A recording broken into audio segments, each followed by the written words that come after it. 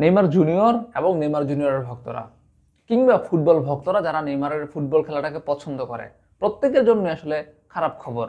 আর Neymar যেই দলের মধ্যে খেলে সেই দলের জন্য খারাপ খবর তো অবশ্যই। নেইমারের ফুটবলটা উপভোগ করার জন্যই কিন্তু অনেকে সান্তোসের ম্যাচগুলো দেখে বা দেখতে বসে। নেইমার জুনিয়র যে ম্যাচে খেলেন ওই ম্যাচে হয়তো বা দর্শকদের সংখ্যাটাও একটু বৃদ্ধি পায়, কারণ নেইমারের ম্যাজিকগুলো দেখতে হবে। আর নেইমারের ম্যাজিক দেখার মধ্যে একটা অন্যরকম প্রশান্তি রয়েছে।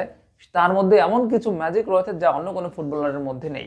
তো সেসব ম্যাজিক তো আসলে কেউ মিস করতে চায় না।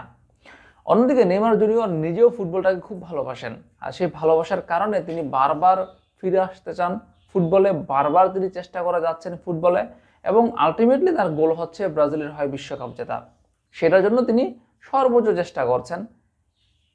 নেইমারের ক্লাব চেষ্টা করছে নেইমারের থেকে সেরাটা পাওয়া, ব্রাজিল চেষ্টা করছে বা প্রার্থনা করছে নেইমার যাতে সুস্থ থাকে, তাকে যাতে বিশ্বকাপে পাওয়া যায় বা তাকে যাতে ম্যাচগুলোতে পাওয়া যায়।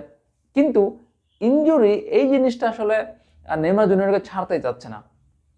ইনজুরি নেইমার জুনিয়রকে ছাড়ছে না, সে নেইমারের সাথেই বসে আছে, নেইমারের পায়ে বসে আছে। সর্বশেষ ম্যাচে আবারও নেইমার জুনিয়র ইনজুরিতে পড়েছেন। এটা নেইমারের জন্য খারাপ খবর যে নেইমার জুনিয়র ইনজুরিতে পড়েছেন, সে আবার আগামীতে হয়তো কিছু ম্যাচ খেলতে পারবে না।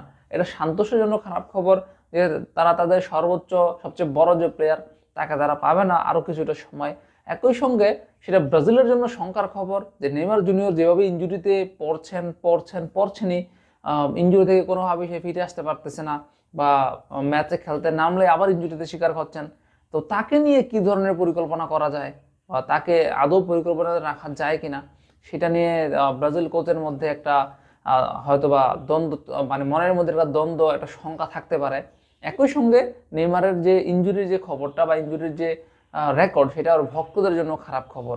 কারণ যে নেইমারকে দেখার জন্য সান্তোসের ম্যাচ দেখা, যে নেইমারকে দেখার জন্য, যে নেইমারের ম্যাচ দেখার জন্য মাঠের মধ্যে আসা, সেই নেইমারকে আবার কিছু সময় পাওয়া যাবে না, তার ম্যাজিকগুলোকে উপভোগ করা যাবে না। এটা প্রতিটা পক্ষের জন্যই খারাপ খবর। এখন নেইমার জুনিয়র যেভাবে ইনজুরির শিকার হচ্ছেন বা ইনজুরিতে পতিত হচ্ছেন, ওভাবে পড়তে থাকলে 2026 বিশ্বকাপে আদৌ নেইমার জুনিয়রকে দেখা যাবে কিনা ওটা নিয়ে এখন যথেষ্ট সন্দেহ বা শঙ্কা থাকার কথা।